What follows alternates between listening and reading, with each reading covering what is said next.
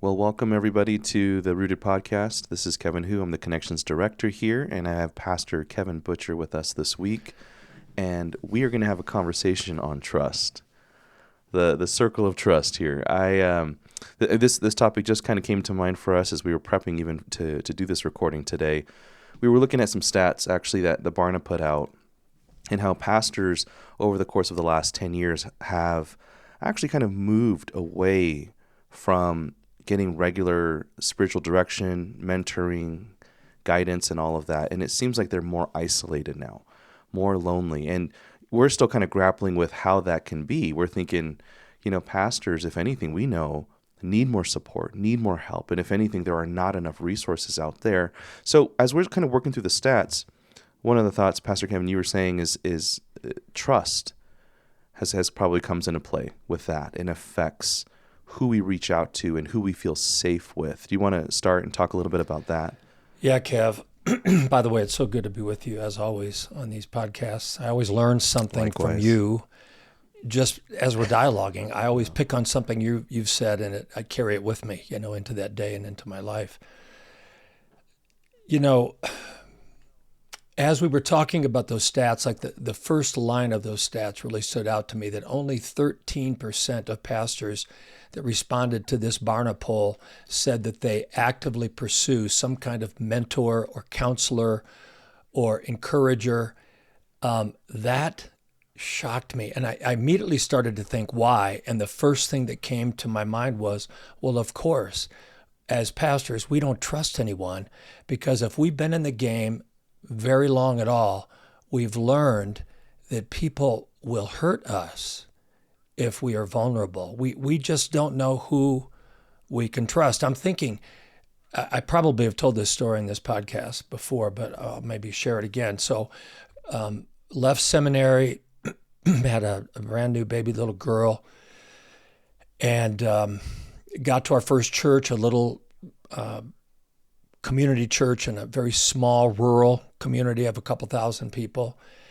And I was there. I probably had some arrogance. I mean, you got to get some of that knocked off of you when you just come out of, grad school and you're going like, they haven't seen the likes of me yet. In fact, this church had 6 pastors in 12 years. And I thought, well, I'll calm that statistic down. I was just a little bit full of myself. But already, even though I hadn't hit the crises in my life that really brought me to the love of God, I was already a lover. I cared about people deeply. And so I went to that little community, that church of 60 or 70 people, and I started loving. And I tried to love our leaders well. And early on, we planned some kind of this is back in the early 80s. So Bible conferences were a thing. And we were bringing some speaker from Moody Bible Institute to come in and do our first little church, prophecy conference or Bible conference. This guy was a young man whose grandfather had survived the Holocaust. He was a Jewish brother. He was going to talk to us about prophecy. It was going to be a cool thing for this little church. And the chairman of my deacon or elder board had become a good friend. He was a doctor in the community. And honestly, if anybody listens to this and knows who I'm talking about, even though I'm not mentioning his name, I loved this brother, and I know he loved me. We're just talking some human stuff here that happens sometimes. He was a very educated guy, and he had his own niche in life, knew where he was going, and knew what he wanted, knew what he believed in.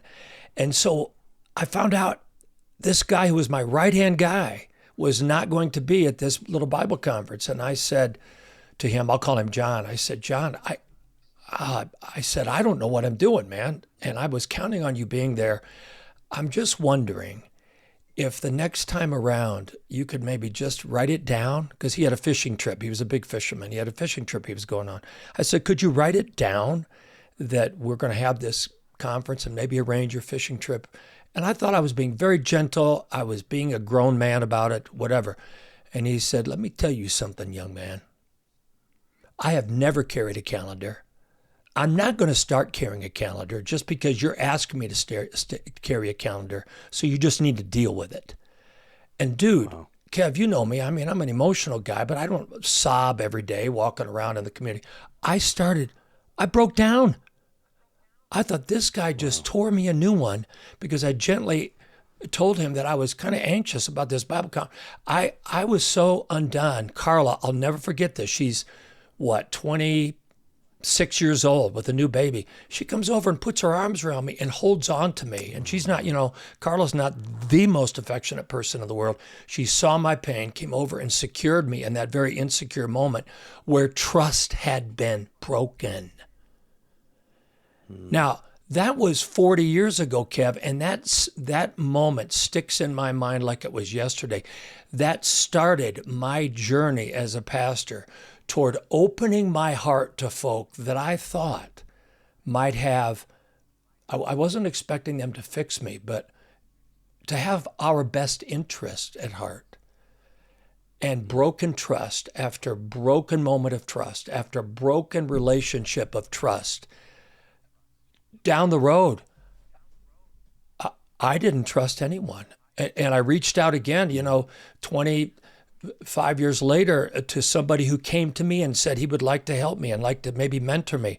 And in the long run, when I got fired from the second church, he was one of the guys that literally screwed our family over a misunderstanding that he never talked to me about. In other words, I reached out one more time and got hurt again. And so when pastors have that experience over and over again, it could be a small experience or a large one, or a series of small and a few large. All of a sudden, you get to the point where you go, no, I'm going to make this on my own, or I'm not going to make it.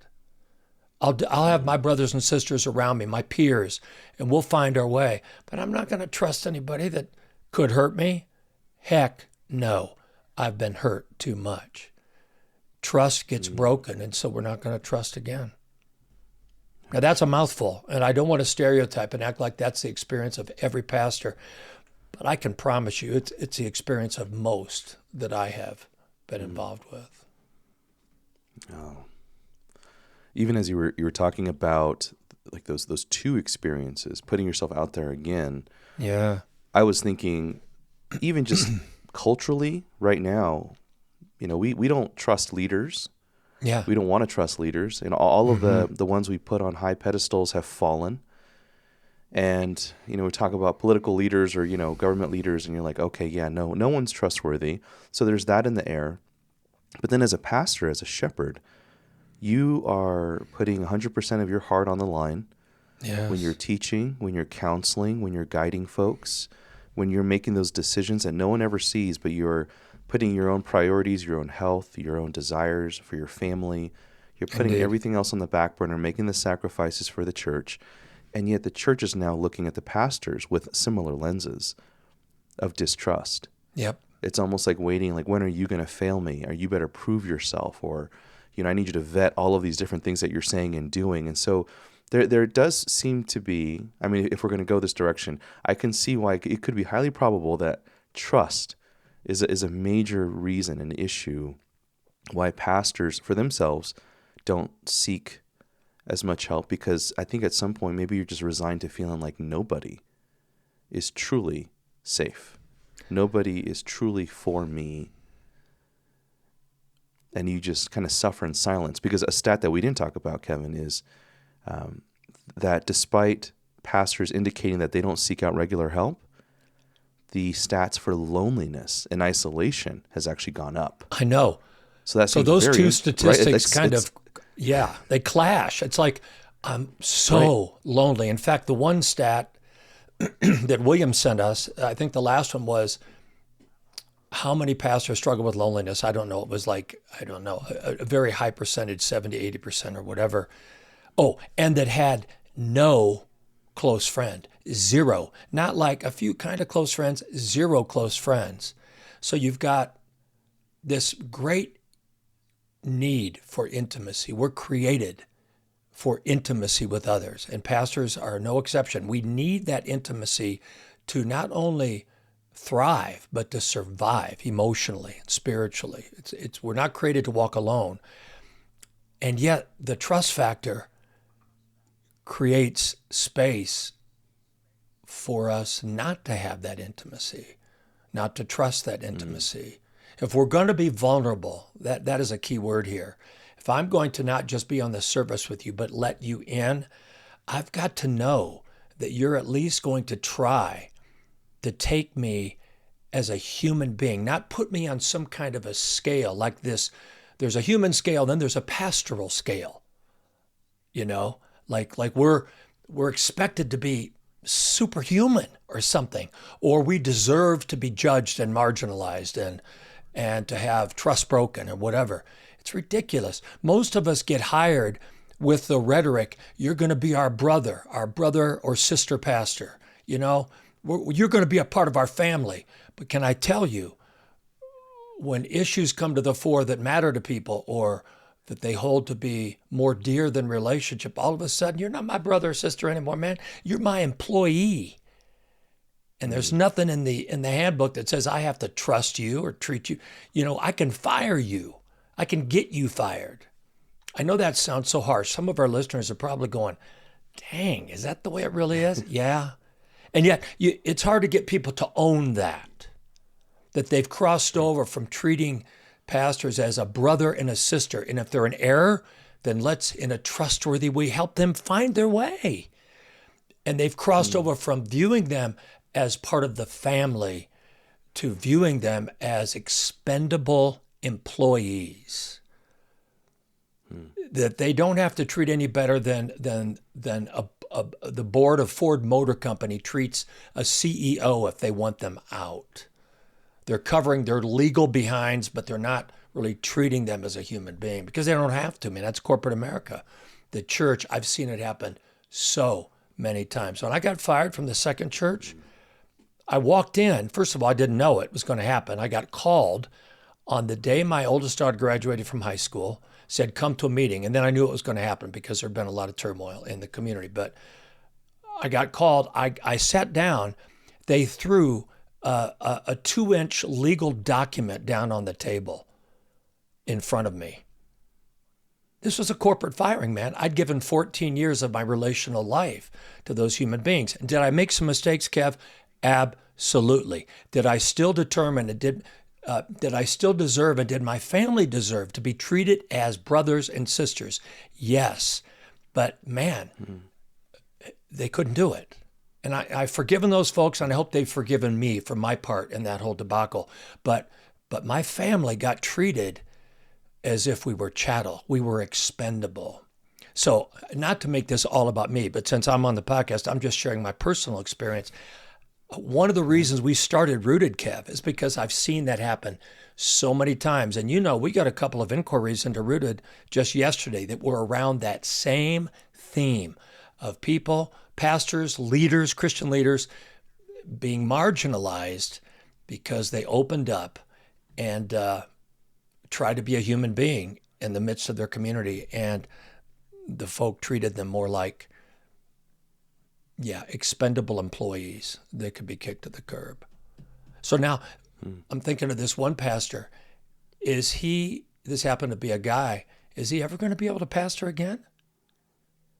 And what is he going to bring? Because his family was hurt too.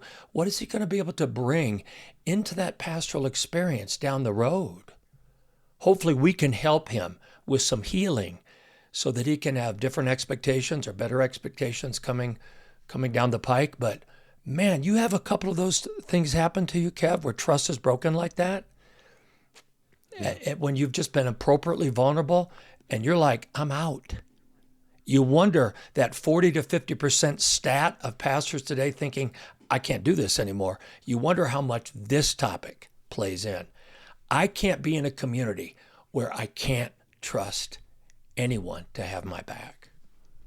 When push comes to shove, when everything's nicey nice and we're all in agreement, oh man, we're the favorite son or the favorite daughter. But if issues come in that cause anxiety and we don't handle it like a particular person wants, man, we can go from friend to foe in a heartbeat. And the folk on the other end aren't trying to be mean, man. Kev, I'm not judging motive.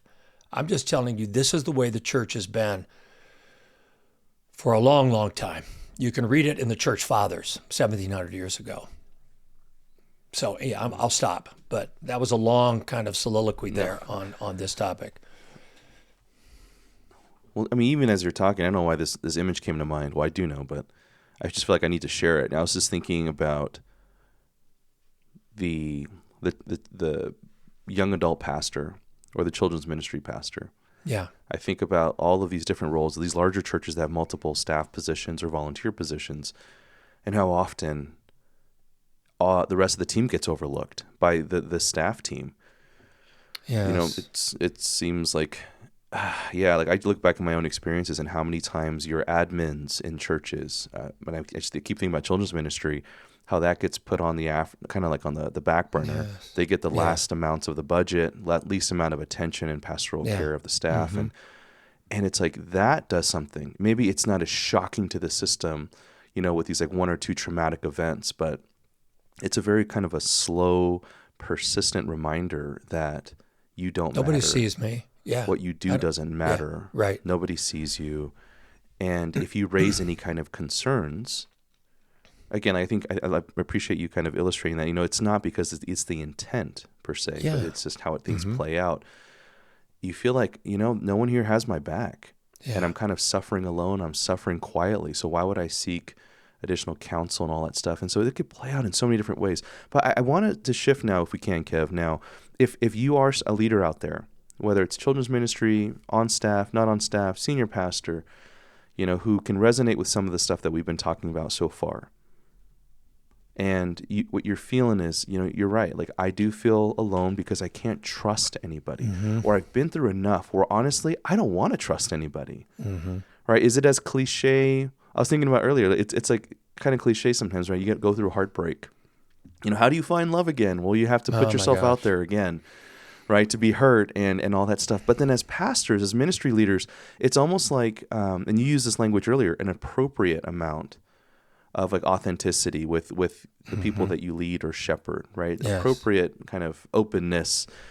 And so by nature, then, our role does require us to be a little bit more discerning, right? So you don't just put all of it out there. So you're kind of already testing the waters of what is appropriate and what is not in this position. So to be in that position already inherently, and then also have trust issues now because you've been hurt so many times. Oh my gosh. Where do we even begin, Kev? Where do we begin? My brother. Well, two things occur to me while you're speaking this, and maybe we've shared this on another podcast, but I think it's worth sharing again in this context. The first one is more of a structural learning. So for me, for example, in my second church, I'd healed enough from the first experience I shared this morning and some other hurtful experiences there, that in the second church, I was like, I am not going to be, all right, I was the lead pastor, and we ended up having, you know, a couple thousand people and a large staff, but I was going to not be that lead pastor that led from up here. I was going to be one of the brothers, you know, I was going to be one of the crew. And I remember I had a therapist, a wonderful human being, she's retired now, and she's a close friend. We talk often, or at least every time I get to Detroit. And I used to go into her office and talk about, you know, she tried to talk about how, as a lead pastor especially, that there's a power differential. I have the power to hire and fire certain people. And with my elders, they have the power to hire and fire me. And so there's a power differential, which means things aren't equitable in relationship. You have to recognize the power differential. And I remember, Kev, in still some of my arrogance, I would say to this therapist, see, we do it different at our church. We're just all one in the spirit, man. We're brothers and sisters, man. We're all on the same level. And she would just kind of nod her head, as a good therapist would. I couldn't hear it. I just couldn't hear it. And when I got fired, because of that power differential in many ways, I gave pieces of myself to a community thinking, we're just in this together, just brothers and sisters, when the structure did not create space for that to be true. So I kind of slinked back into her office and kind of said, you were right. So when I went to the third church and the final church where I made it for 16 years, I was still transparent. You can't have any relationship unless you are somewhat transparent. But I would continually ask the Lord, even with my leadership team, how much do I share and what do I hold close to my heart to share with another community or another group like Rooted, which I didn't have a Rooted, which is why we created a Rooted, so that pastors can have another community where there is no, the only dog in the fight is each other. There's no structural inequities that can cause the anxiety to create mistrust and wound. But I held myself back some. I was wiser in what I shared and what I expected from the community, which is something we can learn. Pastors that are listening, we can learn that. Some of them are going, yeah, I've had to learn that too. So that's the structural piece that I think has been very helpful for me. Even with our staff, Kev, I'm the executive director, and you know how close I am to you, Kevin. You're like a son to me in many ways, as is William. Just to talk about you two staff persons. But and I share with you because we are close, but there's certain things that I'm going to hold back because I respect the boundaries of the fact that I'm not just your older brother. I am, in a sense, your boss. Even though we don't roll that way, it is true. Right.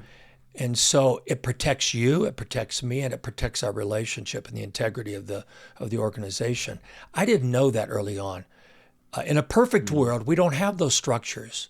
Those structures are often created by salary packages and insurance packages and the need to have full-time employment in the pastoral community. They create those flow charts, and those structural inequities. If we didn't have some of that, if we could go back to the early church where people would occasionally get a stipend, but there really wasn't that inequity, we probably could live as brothers and sisters in full trust. The only thing that would wound us there is our humanness, our brokenness. But we have to live with the structure that is. So anyway, that is that power differential thing, and learning some discernment about how much to share, not to shut you down, but how much to share wisely is one thing. Okay. On a spiritual level, this is what has occurred to me over the years, or I would not have stayed in the game, Kev. And I could get really weepy very quickly about this. If I would not have allowed those wounds to compel me to come home to a deeper place in my Heavenly Father's heart, to find some healing and some true ultimate safety there, there's no way in hell I would have stayed in the game, especially after that second church wounding. In fact, for a while, I wanted to get out. Really wanted to get out. I just couldn't find another way to make a living. And a passage that has become very important to me in the New Testament text is Paul's last letter that we have available to us, 2 Timothy. In 2 Timothy 4, the last few verses are filled with relational wound. Demas has left me for love of this present world. Demas was one of his closest companions. We see that from the book of Colossians, and I think another passage. Paul had given his heart to Demas. He was one of his companions, man, in this gospel witness thing. They were being persecuted together. They were traveling together. They were giving their hearts away together. And one day Demas said, you know what? Love you, but not as much as I love something over here. Love God, but not as much as I love something over here. Betrayal. In the last moments of his life, man, he's in a Roman prison. Paul's getting ready to get his head chopped off. And then a few verses more, he said to the Roman church, or to Timothy in Ephesus, beware of Alexander the coppersmith, because he's done me much harm. Some people think he is the Alexander of Acts 18, I think. I think that's correct. That Paul led to Christ. Some commentators think that later on Alexander betrayed him, which is why he was back in a Roman prison again for the second time. That's conjecture. But in some way, this brother that he counted a brother betrayed him. And Paul was saying, beware. And then, implied in the next verse, is when he stood before the tribunal, the Roman tribunal, whoever it was that was going to judge him for his supposed crimes. He said he stood alone. And the question that begs to be asked is, where was the Roman church? Were they afraid? I would understand why. Rome would put you on a cross, man. One more time, Paul had given his heart, and he said, nobody's here for me. And then he said, in the next verse, he said, oh my gosh, this is so powerful. He said, but the Lord stood with me.